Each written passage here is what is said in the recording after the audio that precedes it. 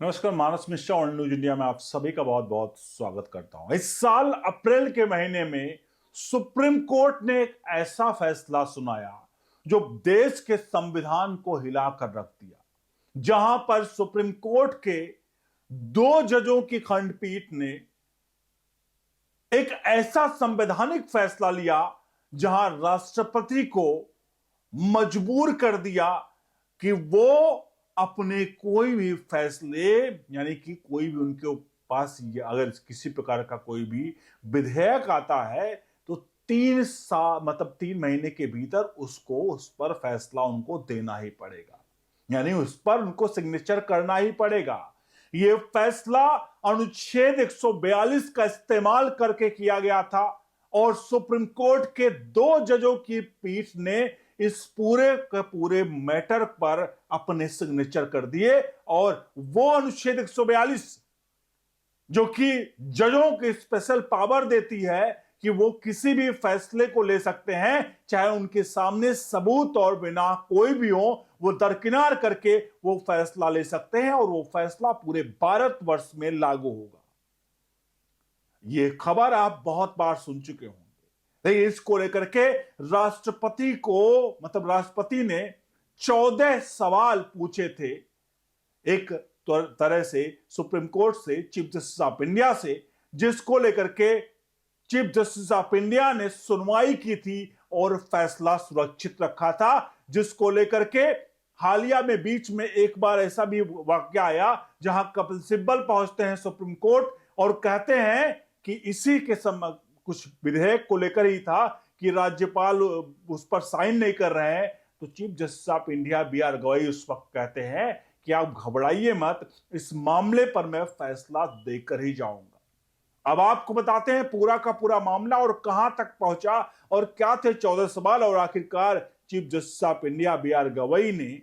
इस पर क्या अंतिम निर्णय क्या है आपको दिखाएंगे। अनुरोध करेंगे वीडियो के कमेंट बॉक्स पर अपनी राय प्रतिक्रिया जरूर दीजिएगा और वीडियो को लाइक शेयर जरूर करिएगा। आपको बता दें, ये जो फैसला लिया गया था वो दो जजों की खंडपीठ के द्वारा लिया गया था और 415 पन्नों का ये पूरा का पूरा जो फैसला लिखा गया था।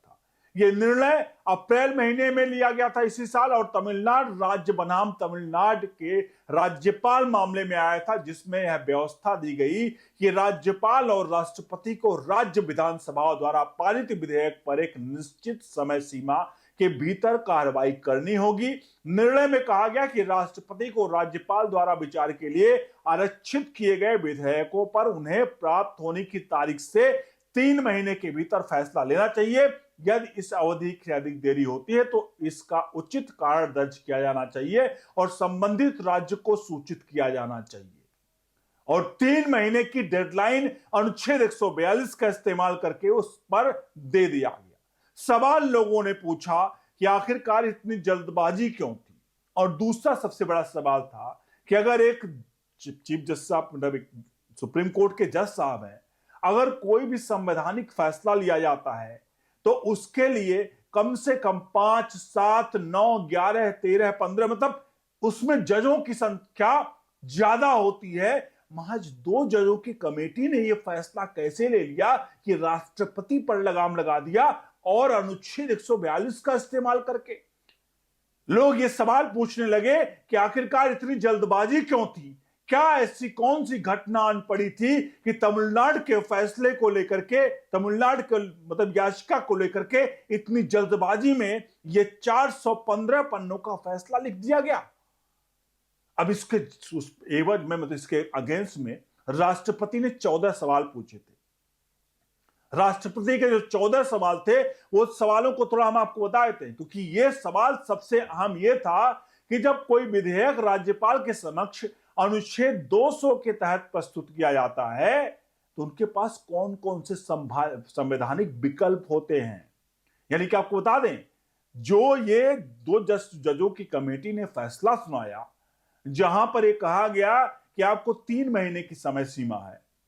लेकिन वही उसी संविधान में एक अनुच्छेद 200 है जो राज्यपाल के लिए है और अनुच्छेद 201 है जो राष्ट्रपति के लिए है। इसमें लिखा गया है कि कोई भी विधेयक अगर राज्यपाल यानी अनुच्छेद 200 और राष्ट्रपति यानी अनुच्छेद 201 में कि अगर कोई भी विधेयक आता है तो उसका क्या कर सकते हैं राज्यपाल और राष्ट्रपति, उसकी पूरी डिटेलिंग इस अनुच्छेद में संविधान में रखा गया है।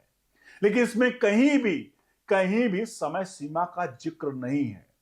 तो राष्ट्रपति ने सवाल किस पर किया जो उसको आगे कोर्ट से, क्या राज्यपाल अपने पास उपलब्ध सभी विकल्पों का प्रयोग करते समय मंत्रिपरिषद की सहायता और सलाह लेने के लिए बाध्य होते हैं? यह संविधान के अनुच्छेद 200 के तहत उनके पास विधेयक भेजा जाता है, क्या संविधान अनुच्छेद 200 के तहत राज्यपाल द्वारा संवैधानिक विवेक का इस्तेमाल न्यायोचित है? क्या भारत के संविधान का अनुच्छेद 361 अनुच्छेद 200 के तहत राज्यपाल के कार्यों के संबंध में न्याय समीक्षा का पूर्ण प्रतिबंध लगाता है? इसके अलावा संवैधानिक रूप से निर्धारित समय सीमा की गैर मौजूदगी और राज्यपाल द्वारा शक्तियों के इस्तेमाल के तौर तरीकों की जानकारी के अभाव में क्या राज्यपाल द्वारा अनुच्छेद 200 के तहत सभी शक्तियों के प्रयोग के लिए न्यायिक आदेशों के माध्यम से समय सीमा लागू की जा सकती है और शक्तियों के प्रयोग का तरीका निर्धारित किया जा सकता है? इसके अलावा सवाल यह भी पूछा गया कि अनुच्छेद 201 के अंतर्गत राष्ट्रपति द्वारा संवैधानिक विवेक का प्रयोग न्यायोचित है? संवैधानिक रूप से निर्धारित समय सीमा की गैर मौजूदगी और राष्ट्रपति द्वारा शक्तियों के इस्तेमाल के तौर तरीकों की जानकारी के अभाव में क्या राज्यपाल द्वारा अनुच्छेद 201 के तहत सभी शक्तियों के प्रयोग के लिए न्यायिक आदेश के माध्यम से समय सीमा लागू की जा सकती है और शक्तियों के प्रयोग का तरीका निर्धारित किया जा सकता है? और इसके अलावा राष्ट्रपति की शक्तियों को नियंत्रित करने वाली संवैधानिक योजना के आलोक में क्या राष्ट्रपति को संविधान के अनुच्छेद 143 के तहत संदर्भ के माध्यम से उच्चतम न्यायालय के सलाह लेने और राज्यपाल द्वारा राष्ट्रपति की सहमति के लिए या अन्यथा किसी विधेयक क्या निश्चित करने का सर्वोच्च न्यायालय के राय की लेने की आवश्यकता है?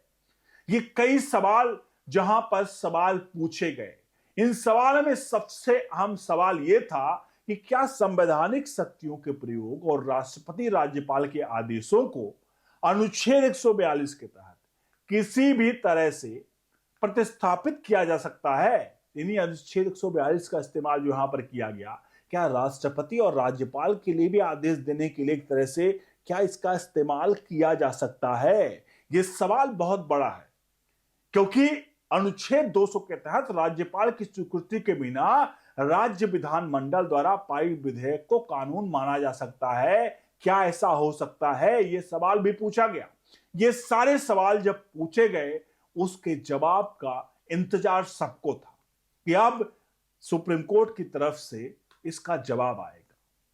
लेकिन एक बता दें आपको कि संवैधानिक तरीके से राष्ट्रपति सुप्रीम कोर्ट से सवाल तो पूछ सकते हैं, लेकिन यह जिम्मेदारी मतलब सुप्रीम कोर्ट की ये संवैधानिक वो नहीं है कि उनका कंपल्सन है, मजबूरी है कि वो उन सवालों का जवाब दें। यानी राष्ट्रपति सवाल पूछ सकते हैं लेकिन सुप्रीम कोर्ट उसका जवाब नहीं देना है तो नहीं दे सकता है, इसके लिए कोई उसे बाध्य नहीं कर सकता है। लेकिन चीफ जस्टिस ऑफ इंडिया ने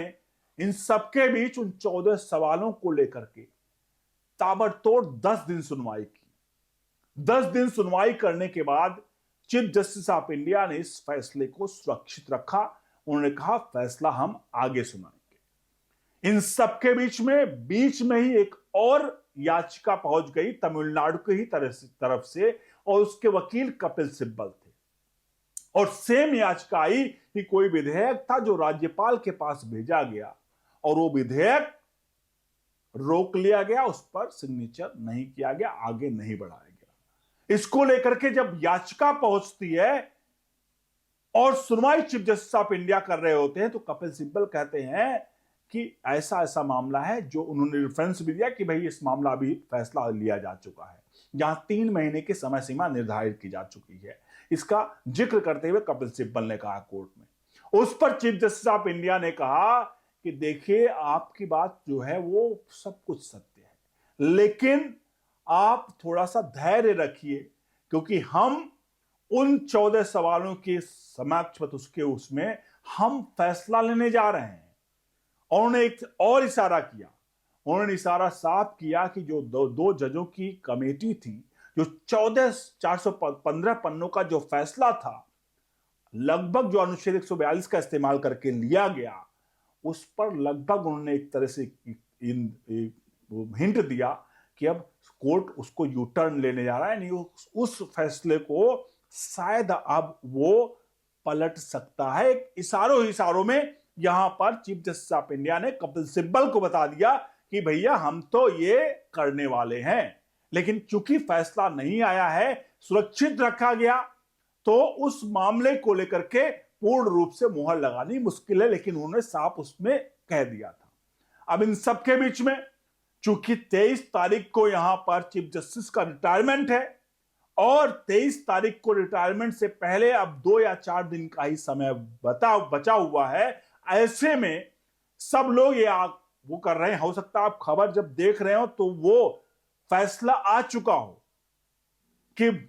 चीफ जस्टिस ऑफ इंडिया ने कोई फैसला सुना दिया हो और राष्ट्रपति की शक्तियों को लेकर के ये 415 पेजों का जो फैसला था उसको लेकर यूटर्न यानी उस फैसले को शायद बदल दिया गया हो, क्योंकि इशारा चीफ जस्टिस ऑफ इंडिया ने साफ कहा था। और सबसे बड़ा इसमें आपको बता दें जो मेन पॉइंट है कि 2 जजों की कमेटी